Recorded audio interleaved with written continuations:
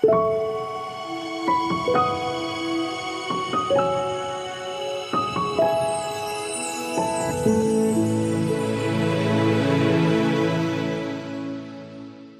shalom. Shalom. Sore, salam sejahtera buat kita semua. Terima kasih Pak Beti, Bapak dan anak-anak yang sudah menyiapkan tempat untuk kita beribadah pada sore hari ini, ibadah Rayaan 9. Keluarga yang dikasihi Tuhan, relasi adalah hal yang sangat penting dalam kehidupan. Relasi kita dengan Tuhan maupun relasi dengan sesama harus senantiasa dijaga. Namun tak dapat dipungkiri, terkadang relasi itu rusak karena keegoisan kita. Relasi yang rusak mesti segera diperbaiki dan tidak boleh dibiarkan rusak begitu saja. Satu-satunya yang dapat meninggikan relasi itu hanyalah Tuhan. Ketika relasi dalam hidup ini rusak, jangan lari daripadanya, melainkan mendekatkanlah padanya. Dengarlah suara panggilannya yang bersedia memberikan kita. Pada sore hari ini akan dipimpin oleh saudara Uki Mokali. Begitu kita siapkan lanjutan kita nomor 33 ayat 1 dan sampai ayatnya yang ketiga. Kalau saudara Uki Mokali.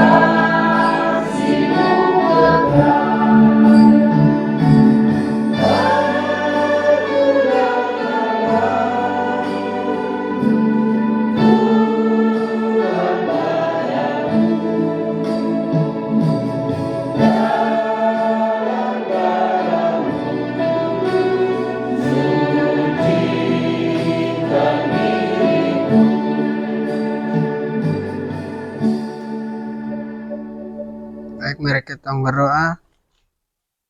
Bapa di surga, kembali kami melakukan pujian syukur di hadapan-Mu. Terima kasih karena Engkau telah berkati kami dari rumah kami masing-masing hingga tiba di rumah ini dengan selamat. Sementara kami akan memulai ibadat, karena Engkau berkati kami dari awal, pertengahan hingga berakhir dengan baik. Terima kasih Tuhan Yesus. Haleluya, amin. Mari kita melakukan pujian dari Usiapan Hatiku Tuhan.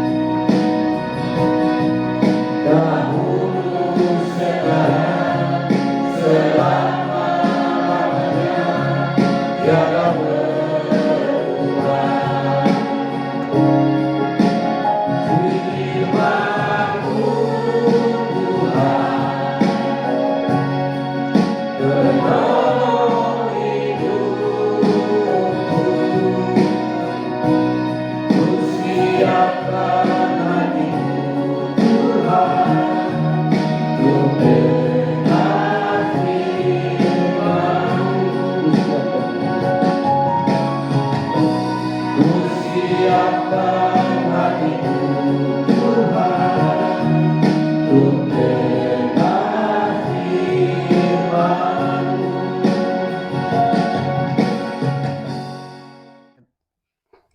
Mari kita berdoa. Bapa di surga, sebentar lagi kami akan membaca firman-Mu. Kiranya Engkau berkati firman yang kami baca, agar kami dapat mengerti dan pahami dengan baik. Terima kasih Tuhan Yesus, haleluya, amin.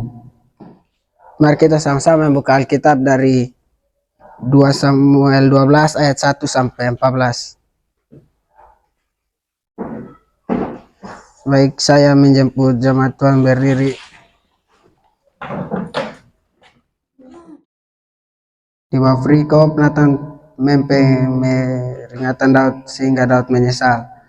Tuhan mengutus Nathan kepada Daud. Ia datang kepada Daud dan berkata kepadanya, ada 2 orang dalam suatu kota, yang seorang kaya, yang lain miskin.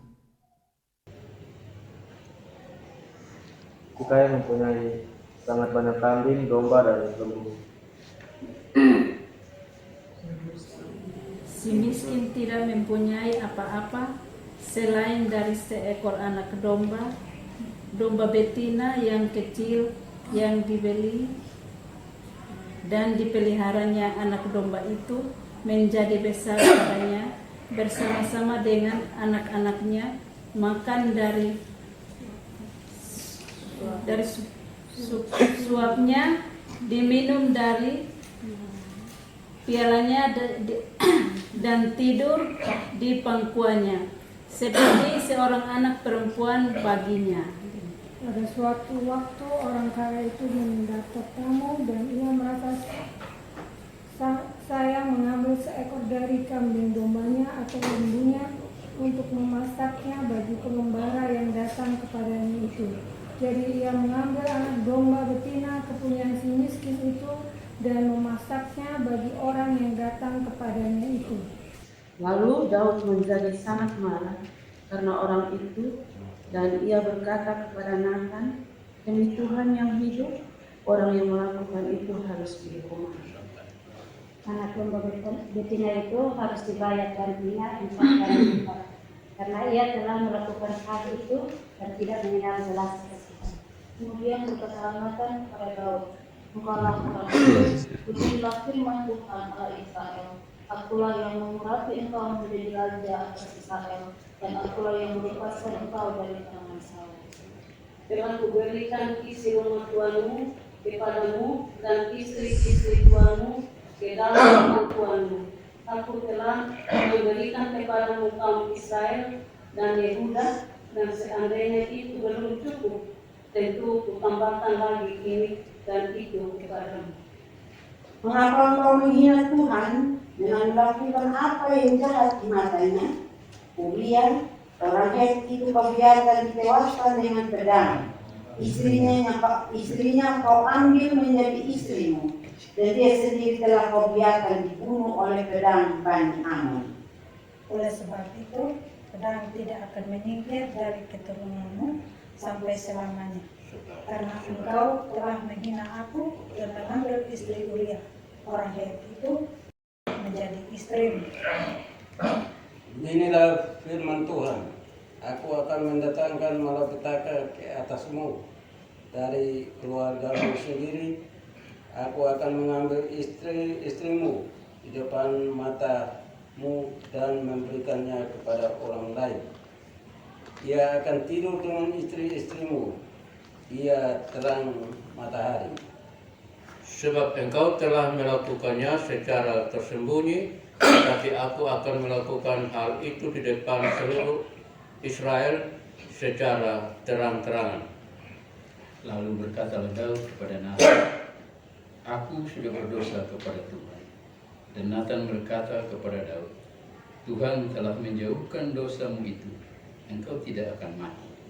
Walaupun demikian, karena engkau benar-benar menista Tuhan dengan perbuatan ini, pastilah anak yang lahir bagimu itu akan mati. Demikianlah firman Tuhan. Baik.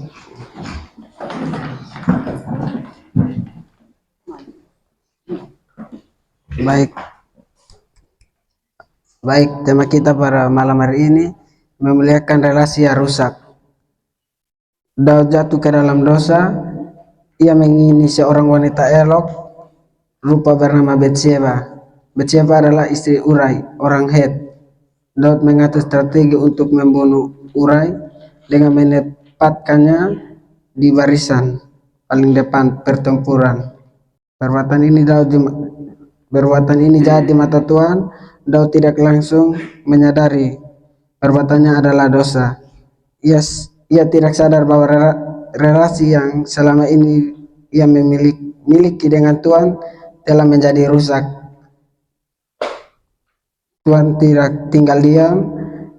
Dia memutus Nabi Nathan untuk menyadarkan Daud akan dosanya.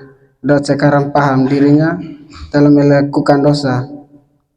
Ia tidak hanya mengakui dosanya di hadapan Nabi Nathan, tetapi juga dengan rendah hati mengakui segala dosanya di hadapan Tuhan.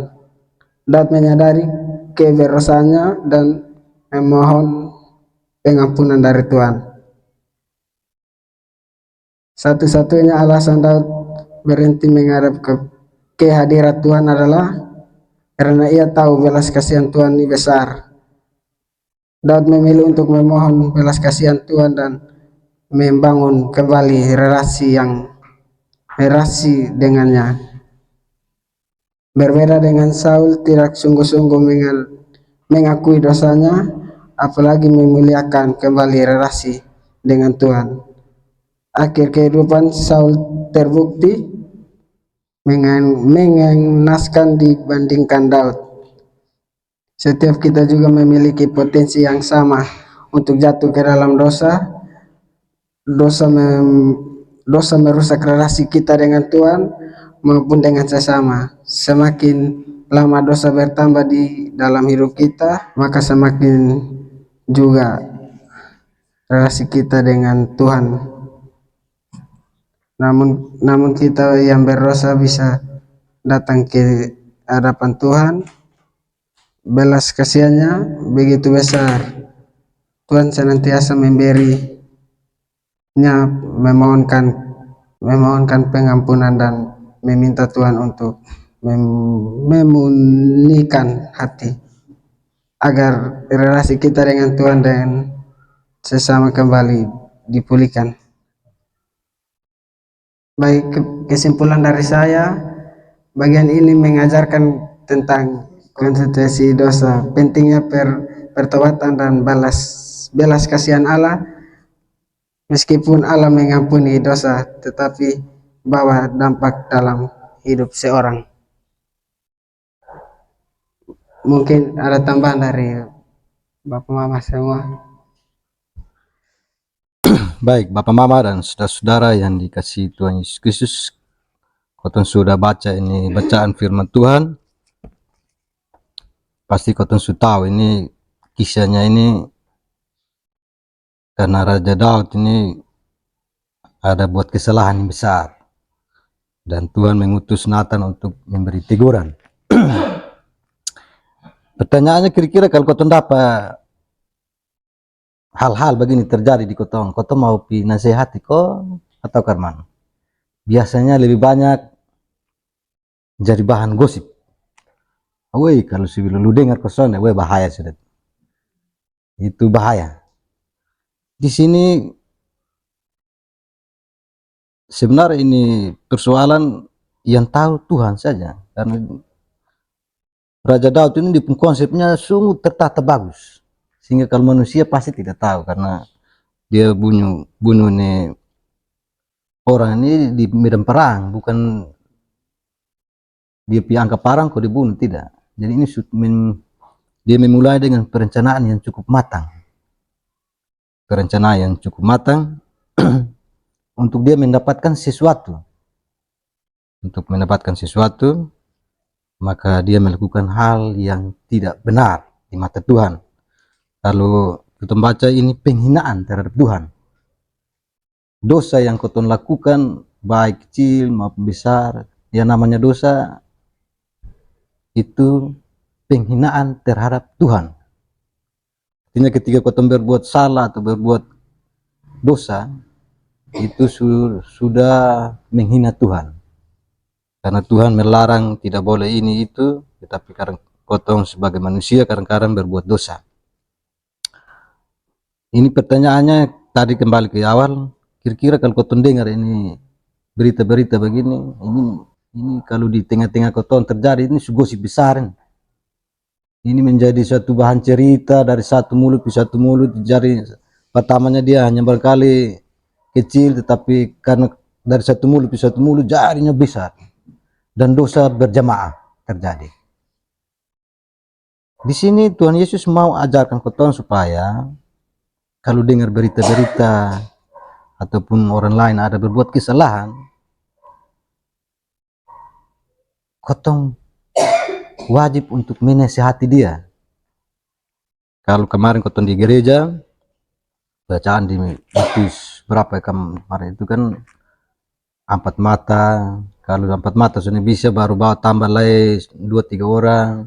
Kalau sudah bisa lagi baru bawa ke sidang jemaat. Dan itu jadinya bagus.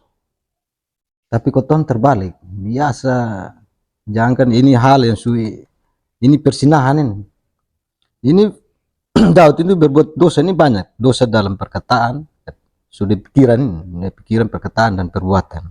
Ada 3 dosa yang Daud sudah berbuat. Kalau di pengadilan ini disukana pasal berlapis-lapis ini. Dan hukuman pasti mati. Bukan hukuman main-main lagi. Itu kalau di mata manusia. Bagaimana hubungan kotong dengan Tuhan kalau masih baik, pasti kalau hal ini tidak akan terjadi. Tetapi karena dosa, kesalahan, membuat kotong hubungan dengan Tuhan akan putus. Relasi dengan Tuhan akan jauh. Tapi Tuhan itu luar biasa. Tuhan itu Maha Penyayang, Maha Kasih. Sehingga kalau kotong datang, pasti Tuhan mau mengampuni kotong pun dosa. Dosa Tuhan ampuni, tapi akibat dari dosa pasti akan terjadi. Di sini jelas Tuhan mengampuni Daud, tetapi di akibat itu Daud tetap terima. Di anak-anak mati terbunuh semua, lalu di istri yang di Betseba ini mati, melahirkan anak mati juga, dan itu sudah tertulis di sini. Artinya bahwa dosa dihapuskan, tetapi akibat dari dosa itu tetap akan terjadi. Maka itu mulai sekarang kotong pikir-pikir sudah kalau berbuat dosa. Jangan sampai kotong sudah dengar habis sudah tahu bahwa ini dosa ini, bahwa tahu Tuhan ini Maha Pemurah, Maha Kasih, Maha Penyayang. Jadi kotong bikin saja, nanti ya situ kotong minta ampun di Tuhan, pasti Tuhan mengampuni. Tapi ingat, akibatnya tidak akan pernah lepas dari kotong kehidupan. Itu akibat pasti ada. Kecil besar pasti ada. Ini jelas, ini akibat dari perbuatan Daud ini sungguh luar biasa. Dia tetap jadi raja. Di sini Tuhan bilang, Kobet sukasi lu segala.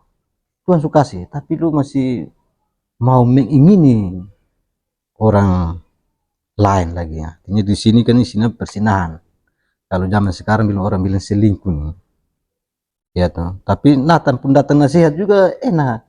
Dia tidak langsung dulu, woi Daud, lu ini salah. Tidak. Daud datang dikasih perumpamaan, enak juga. Caranya enak. Daud malah jawab juga dengan berapi-api, oh ini orang harus dihukum.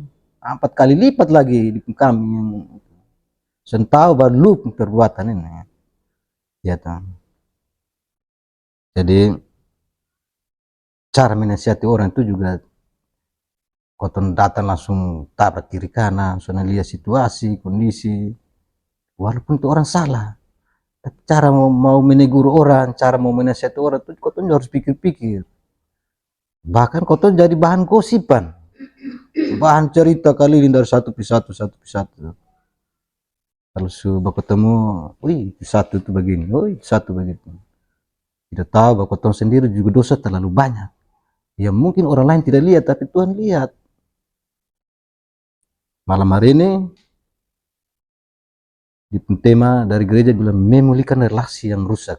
Artinya relasi kotong dengan Tuhan itu Bagaimana kalau kau sudah rasa berdosa, berbuat salah, minta ampun saja. Tuhan pasti mengampuni. Tuhan Maha Penyayang. Tapi kalau sudah tahu itu salah, mari sudah kau mulai kurang-kurangi sudah. Kalau orang tegur, nah ingat sudah bahwa itu salah ya salah. Jangan masih kepala batu lagi kau bikin terus. Akibatnya pasti ada. Kau minta ampun, Tuhan kasih ampun, tapi akibat selalu ada buat kau kehidupan. Bapak, Mama, dan saudara-saudara, mungkin itu saja yang bisa saya sampaikan bagi kita semua. Mungkin Mama Pendeta, silakan. Ini masih berkaitan dengan perenungan kita hari Minggu dan juga dalam minggu ini. Menyangkut dengan hari ini temanya apa? Memulihkan relasi. Ya. Kemudian yang hari Minggu itu menegur dengan kasih. Ya. Jadi ini ada hubungannya memulihkan relasi dengan hubungannya dengan menegur dengan kasih. Jadi kita lihat ada dua tokoh tadi. Yang pertama yaitu Daud sebagai orang yang dipilih Allah. Alkitab tidak menutup orang yang dipilih Allah punya dosa. Yang pertama kita belajar itu. Ya. Jadi entah itu dia hamba Tuhan, dia raja yang dipilih diurapi Allah, tapi Alkitab tidak tutup. Kenapa begitu? Supaya kita belajar dari kesalahan para pemimpin dan para pelayan yang juga dulu dipanggil dan diutus oleh Tuhan. Tapi kita belajar bagaimana respon mereka terhadap teguran Allah. Jadi itu tokoh yang pertama itu Daud. Dia bikin salah. Tadi Bapak Noel sudah sampaikan bahwa ini memang kesalahan raja-raja pada umumnya seperti itu. Ya, kalau dulu kan itu dianggap biasa. Ya, kalau raja kan punya istri mesti lebih dari satu. Salomo saja bisa 1.700 gundik, jadinya 1.000. Ya. Daud juga begitu, Saul juga begitu. Kita punya zaman kerajaan, kita punya raja-raja yang dulu juga di timur juga begitu. Ya. Ya. Dan itu bagi kita masyarakat kita anggap itu hal yang biasa kan itu raja. Tapi bagi Tuhan itu hal yang bagaimana? Tidak biasa. Itu melanggar akan kehendak Tuhan. Nah, untuk itu mungkin kita belajar di sini bagaimana untuk menegur orang. Tadi Bapak Nuan sudah bilang. Kadang kita juga mau supaya orang itu kembali kepada jalan benar, tapi kita sendiri tidak tahu cara untuk menegur orang. Ya, kita punya maksud baik, tapi cara kita menegur orang hanya membuat keadaan tambah rumit, begitu. Ya, seperti tadi Bapak Nuan bilang, orang salah kita bukan datang tegur 4 mata, tapi kita gosip-gosip. Ya, ini contoh kecil saja. Misalnya kita punya suami ini tukang mabuk, begitu. Ada acara ulang tahun atau apa, dia ada duduk-duduk sana dengan teman-teman dan dia minum. Lihat-lihat ini sampai jam 2 pagi atau jam 1 pagi dia belum datang nih. Ya. Mama kok bawa anak kecil pergi langsung tarik kerui, dia bilang pulang suruh pergi apa sini. Kurang ajar, suruh pulang rumah mesan tahu diri, so ada istri anak minum terus di sini. Nah kira-kira ketemu cara tuh kan mana? Cara tuh bisa memenangkan orang atau tidak? Ya. Ya. Jadi kita punya tujuan benar, tapi kita punya cara tidak seperti Nathan tadi. Ya. Nathan menegur dengan kasih. Kalau kita tidak menegur dengan kasih, akhirnya kembali datang lagi Bapak Tua bilang, besok lagi Bapak Tua ulang lagi. Kan dia bilang begini, kan kemarin tadi malam Mama suka kasih malu saya, jadi saya malu sekali saya ulang lagi. Saya tuh seperti itu, saya tidak akan mau kembali. Ya, begitu. Jadi banyak kali kita tidak tahu bagaimana untuk cara memulihkan relasi atau menolong untuk orang kembali kepada Tuhan. Ya. Nah, kenapa sampai Tuhan Allah menyuruh Nathan untuk menegur Daud? Ya, memang kalau kita belajar bahwa Tuhan Allah mau supaya semua orang, termasuk orang-orang pilihannya, harus selamat. Itu. Harus memperoleh keselamatan yang Tuhan sudah sediakan. Ya, yang tadi bilang rahmat dibesarkan, perjanjian lama ini sebenarnya anugerah. Itu. Mau supaya semua orang selamat, karena itu Daud jalan salah, Tuhan suruh Nathan untuk datang kasih tahu. Ya. Tapi Nathan juga seorang hamba yang betul-betul dia diurapi oleh Tuhan dan dia begitu bijak menyampaikan. Dan ketika itu sambutan daripada Daud langsung bagaimana? Daud sambut, artinya Daud menerima karena dia mulai dengan perumpamaan. Ya, dia menolong Daud untuk melihat dia punya kesalahan dan Daud bilang, oh itu beta. Ya, bukan Daud bilang, lu urusan apa kau datang om dan beta? Lu siapa? Gitu. Lu bembini, lu datang tegur urusan beta. Lu laki dalam beta, lu tak urusan dengan beta. Kalau bahasa sekarang bilang, lu kepo dengan beta, itu urusan. Beta mau dengan kawin dengan 10 kok berapa kok sonde. Son usah urus. Tapi di sini ternyata kita belajar dari sikap Daud. Ya. Daud langsung apa? Langsung menyadari pendosa dan kesalahan dan itu Daud tuang dalam Mazmur 51. Maksud pengakuan dosa. Coba kita baca Mazmur 51. Itu Daud dari pengalaman ini maka Daud tuang itu dalam Mazmur 51. Kita baca coba Mazmur 51.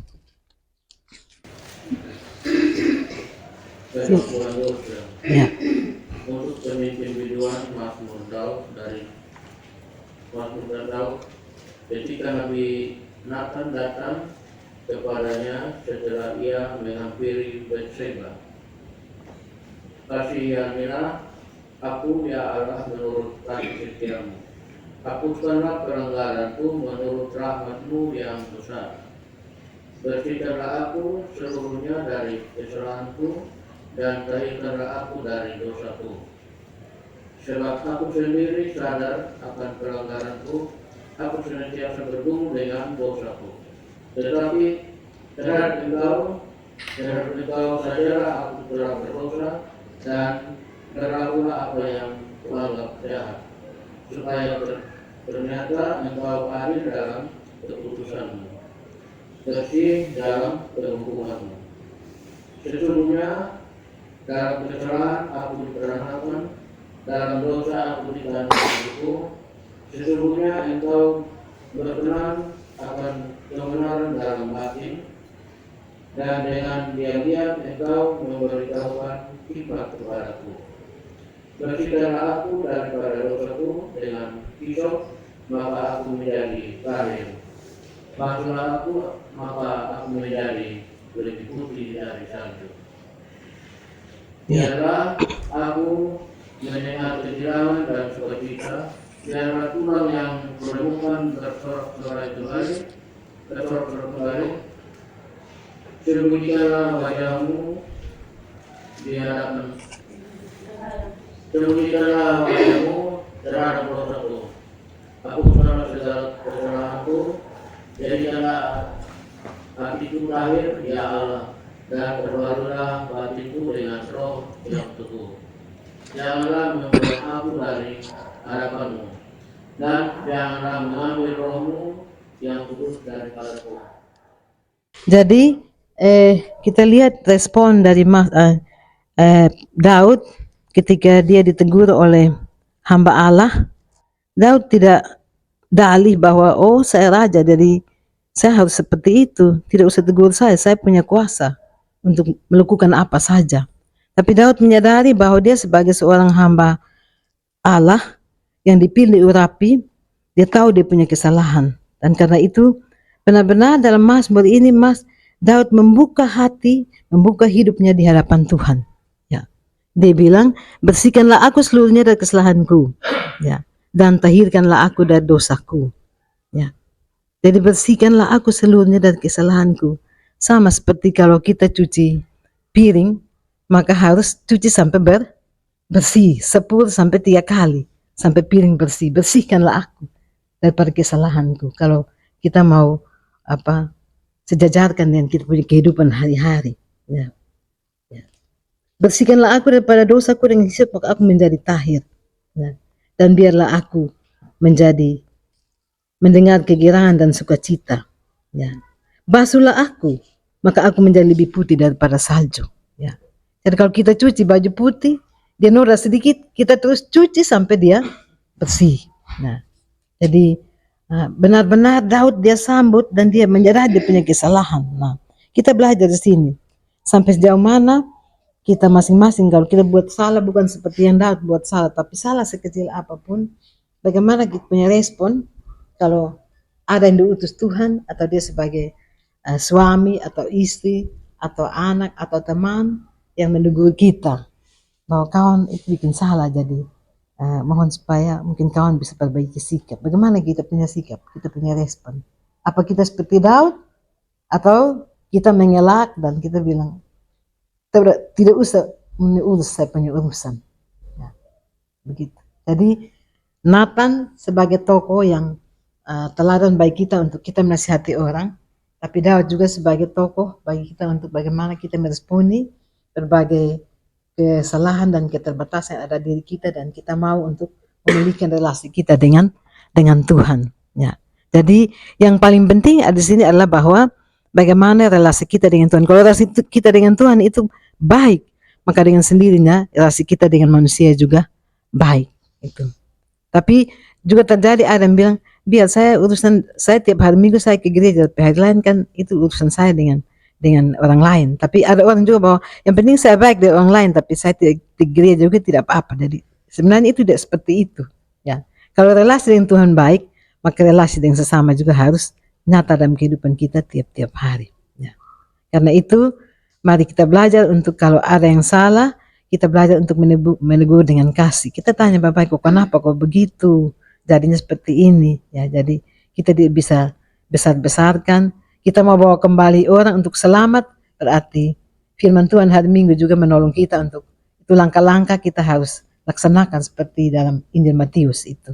Dan juga seperti apa yang Nathan buat hari ini, tapi yang bersalah juga harus kasih respon dan juga mau selamat dan mengakui dosa dan kesalahan dan mau bertobat.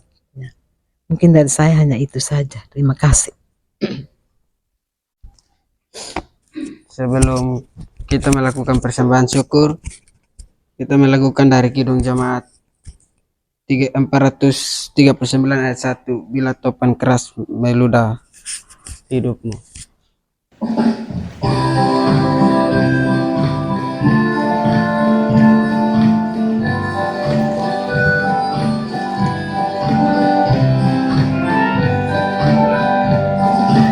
Bila memandang selama hidupmu, bila putus asa dan letih lesu, kejatuhan dan dosaku ditumbang, kau niscaya kamu oleh kasih-Nya.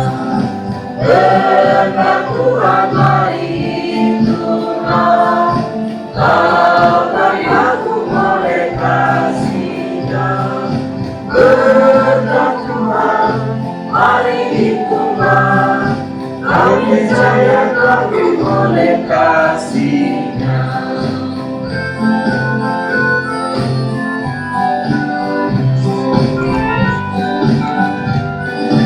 Karena kau melangkah Tuhan yang senang, salib yang kau pikul dengan terang, itulah berkat yang pasti kau menang, dan bernyanyi terus penuh bahagia.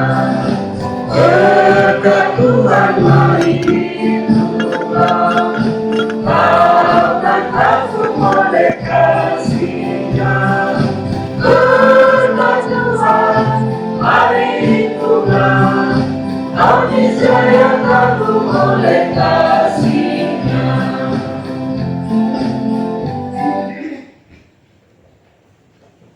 Baik, untuk doa syafaat saya persilakan untuk Oma Pelokila.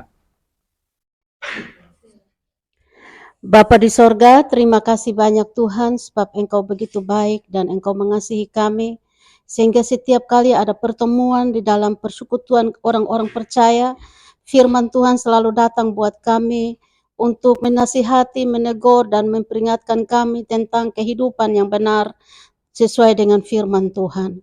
Kami semua yang hadir malam ini Bapa dengan kepala yang tertunduk, kami mohon ampun atas dosa dan salah kami Tuhan, karena kehidupan kami sesungguhnya tidak sesuai dengan firman Tuhan. Kami selalu berbuat dosa, kami saling menyakiti lewat sikap tingkah laku kami, baik itu di dalam sebuah persekutuan, bahkan dalam keluarga, bahkan juga di dalam usaha pekerjaan, di mana kami ada, seringkali kami lupa bahwa kami adalah orang-orang yang seharusnya membawa harum Kristus di dalam kehidupan kami. Oleh sebab itu Bapa, malam ini kami sadar akan dosa dan kesalahan kami. Kami mohon Tuhan ampuni kami dan tolong kami, baharui kami dengan Roh-Mu yang kudus, supaya dalam perjalanan iman kami Tuhan, kami ingat bahwa kami akan memberikan pertanggungjawaban kepada Tuhan tentang kehidupan kami selama kami ada di dunia ini. Supaya kami boleh dapat hidup, tetapi kami juga bisa dapat melakukan hal-hal yang menyenangkan hati Tuhan. Dan kami juga melakukan hal-hal yang membuat orang lain juga bisa mengenal Tuhan lewat hidup kami. Bapa di sorga, firman Tuhan sudah kami dengar. Kami berdoa buat anak-anak kami yang mengikuti katekisasi ini Tuhan. Tuhan melihat kehidupan mereka, keterbatasan mereka, bahkan Tuhan melihat masa muda mereka dan pergumulan mereka. Tuhan, kami serahkan mereka ke dalam tangan Tuhan. Kami bukan yang membenci dan bukan marah, tetapi kami tegas dalam mendidik, bahkan membina anak-anak kami ini supaya mereka menjadi generasi penerus di dalam gereja Tuhan di tengah-tengah dunia ini. Suatu saat kami tidak ada lagi, tapi mereka harus meneruskan pemberitaan firman. Karena itu Bapa, dengan segala keterbatasan anak-anak-Mu berdiri menyampaikan firman Tuhan, biarlah Tuhan tambahkan hikmat buat mereka Tuhan. Engkau urapi dan tolong mereka, berikanlah mereka keberanian Tuhan, untuk di hari-hari yang mendatang mereka tidak malu untuk bersaksi tentang kasih setia Tuhan. Kami berdoa buat masa depan mereka, pendidikan mereka, orang tua mereka, cita-cita mereka, Tuhan memberkati. Terima kasih banyak Bapa di sorga. Kami juga malam ini mau berdoa buat keluarga Noti ada di tempat ini. Kami bersyukur sampai saat ini Tuhan beri keluarga ini kekuatan dan kesehatan dalam menjalani kehidupan keluarga, bahkan juga dalam menjalani tugas pekerjaan mereka. Mereka merasakan pertolongan Tuhan dan kehadiran Tuhan dalam tugas pekerjaan mereka, bahkan dalam rumah tangga. Tuhan memberkati Bapa dan Mama, beri mereka kekuatan, kesehatan selalu teristimewa hamba-Mu Bapa Noti. Biarlah anak-Mu tetap sehat dan semangat dalam menjalani hidup sebagai keluarga, sebagai kepala keluarga, tetapi juga sebagai abdi negara. Kami juga berdoa buat Mama sebagai istri, sebagai Mama, juga sebagai abdi negara. Tuhan berkati dalam segala tugas pekerjaan kedua hamba-Mu. Biarlah hidup kehidupan mereka menjadi berkat. Anak-anak dalam pendidikan Tuhan berkati, dalam pergumulan masa depan Tuhan tahu yang terbaik bagi anak-anak mereka. Bapa di surga, kami semua dengan kepala yang tertunduk juga kami bawa seluruh pergumulan kami Tuhan. Dengan kepala yang tertunduk kami cerita dengan Tuhan masalah dan pergumulan kami. Kami taruh semua ke dalam tangan-Mu. Kami percaya bahwa Tuhan mengenal hati kami. Tuhan tahu pribadi kami apa yang sedang kami gumuli. Biarlah Tuhan menjawab kami seturut kehendak-Mu Bapa.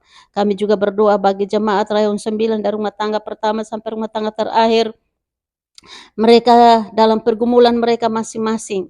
Kami tidak tahu, tapi kami tetap mendoakan mereka.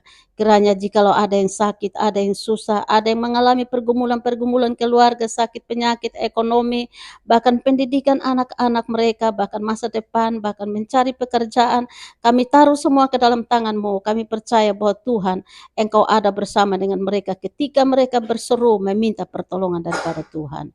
Kami juga berdoa bagi anak-anak kami di Rayon 9 yang mempersiapkan diri. Mungkin ada yang sudah selesai mengikuti tes CPNS, ada yang belum dan sementara dan mempersiapkan diri. Kami berdoa biarlah Tuhan tolong Bapa, dan kalau Tuhan berkenan biarlah mereka juga bisa berhasil. Bapa di sorga, malam hari ini juga kami sebagai jemaat Tuhan, sebagai jemaat Gemit, di mana kami merasa bertanggung jawab dan merasa terpanggil untuk sebagai warga Gemit.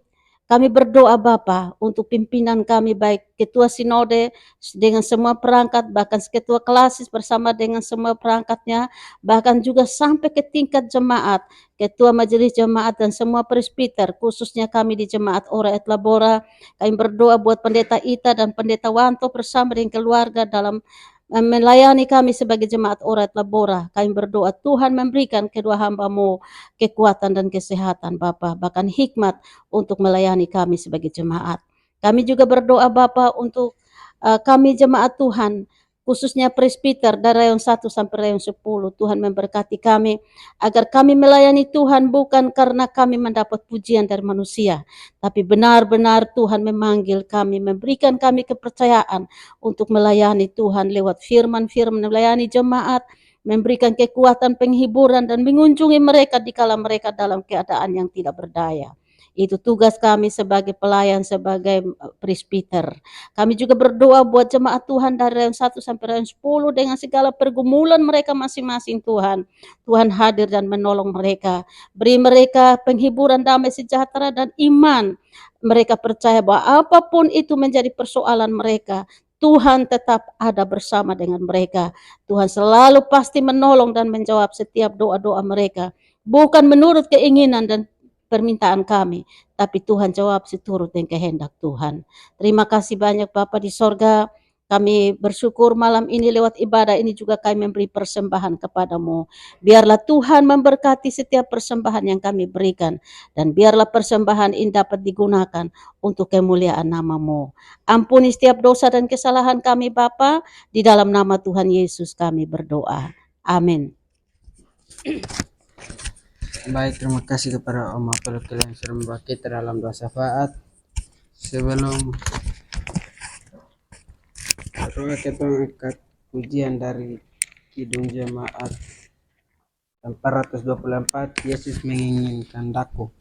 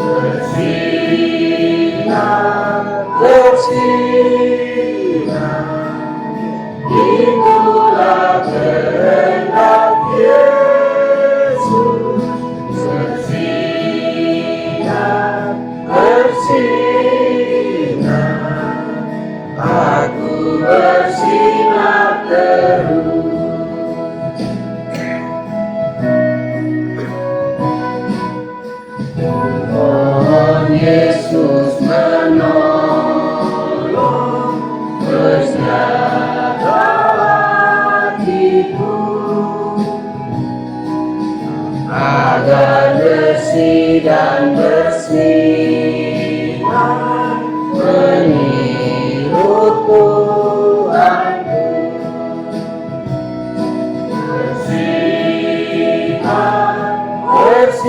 Bersinar, itulah kehendak Yesus.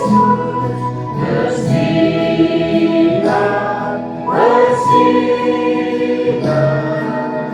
aku bersinar terus. Bapa di sorga, terima kasih atas penjagaanmu dari awal ibadah hingga akhir dengan baik. Sebentar lagi kami akan pulang. Kiranya Engkau berkati kami di jalan hingga tiba di rumah kami masing-masing dengan selamat. Dan ini dalam permohonan saya Tuhan Yesus. Haleluya. Amin. Amin. 1, 2, 3. Salam.